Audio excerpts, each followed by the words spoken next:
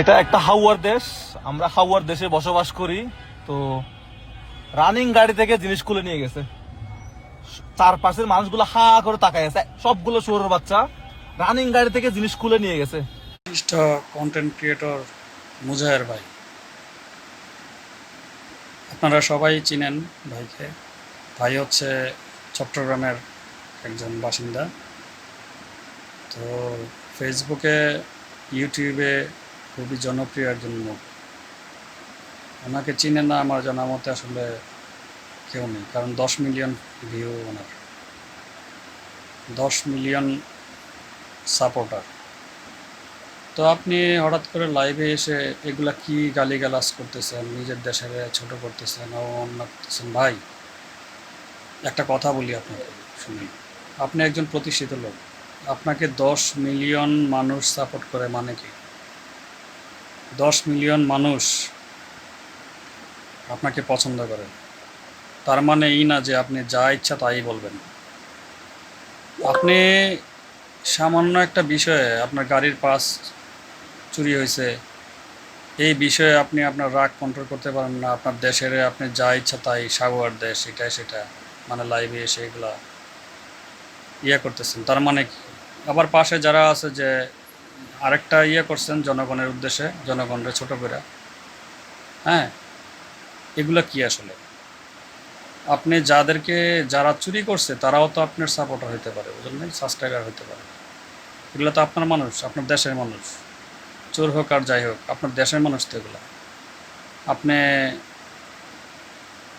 এগুলার উদ্দেশ্যে আপনি নিজের কন্ট্রোল করতে পারেন না, রাগটা কন্ট্রোল করতে পারেন না, আপনি যা ইচ্ছা তাই করতেছেন নিজের দেশের। আপনি একটা জিনিস ভুলে গেছেন আসলে, নিজের দেশ মানে কি? মাতৃভূমি। আমাদের দেশ আমাদের মাতৃভূমি, ঠিক আছে? নিজের দেশকে ছোট করা মানে কি? নিজের মাকে ছোট করা, মায়ের মতো দেশপ্রেমটা। তো আপনি এই যে সাগুয়ার দেশটা বললেন, এটা কি ঠিক হয়েছে? আর জনগণরা যে এগুলা করছেন, এটা কি আপনার মতো একজন সেলিব্রিটির কি এটা উচিত? তো যাই হোক, ডিজিটাল বাংলাদেশ যারা করছে তাদেরকে কিছু বলতে পারেন নাই 17 বছরে।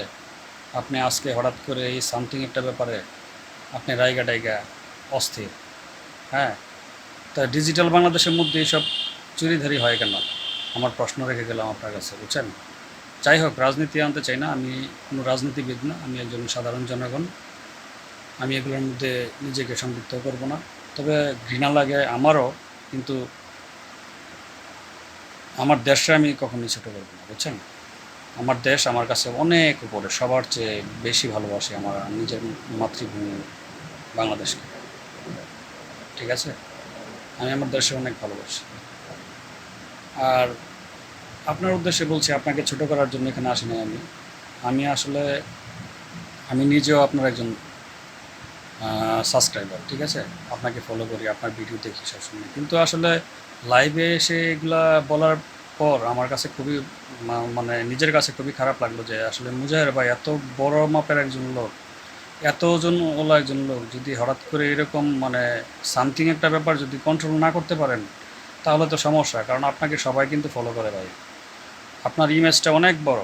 কিন্তু আপনি আপনার ইমেজটা এই ভিডিও টিডিও বানায়, এই ভিডিওতে লাইভে আইসা এগুলা বলে নিজের মানে মান সম্মানটা নিজে নষ্ট করবেন না, ঠিক আছে? এটা আপনার দ্বারা এটা আপনার দ্বারা না, এটা সামথিং একটা ব্যাপার। কী হয়েছে না হয়েছে, একটা পার্সের দাম আর কত? হয়তো বা 1 লাখ টাকা 2 লাখ টাকা আপনার কাছে ভাই টাকার অভাব, বুঝেন না এই বিষয়টা? আপনি এটা মানে জাস্ট অন্যভাবে নেবেন, ঠিক আছে? নিজের রাগটা কন্ট্রোল করবেন, আপনাকে সবাই ফলো করে। আপনি অনেক সম্মানিত লোক, আমি আপনাকে অনেক সম্মান করি, শ্রদ্ধা করি এবং সম্মান করি, ঠিক আছে? তো ঠিক আছে ভাই, ভালো থাকবেন। আর নেক্সট টাইমে আপনি এগুলা আর বলবেন না, কারণ আপনার ইমেজ অনেক বড় আমার একজন লোক। আপনার ইমেজটা এত ছোটোভাবে আপনি নষ্ট করবেন না। আসসালামু আলাইকুম, ভালো থাকবেন সবাই, আল্লাহ হাফিজ। উদ্দেশ্যে আরেকটা কথা বলতে চাই যে আসলে সবসময় মনে রাখবেন যে রেগে গেলেন তো হেরে গেলেন, বুঝছেন? কখনোই রাগ করা যাবে না। আপনি সেলিব্রিটি মানুষ, আপনার রাগ রাখা যাবে না। সবসময় মুখে হাসি খুশি থাকবেন, সবাইকে ভালোবাসবেন, নিজের দেশকে ভালোবাসবেন, নিজেকে ভালোবাসবেন, ঠিক আছে? আসসালামু আলাইকুম।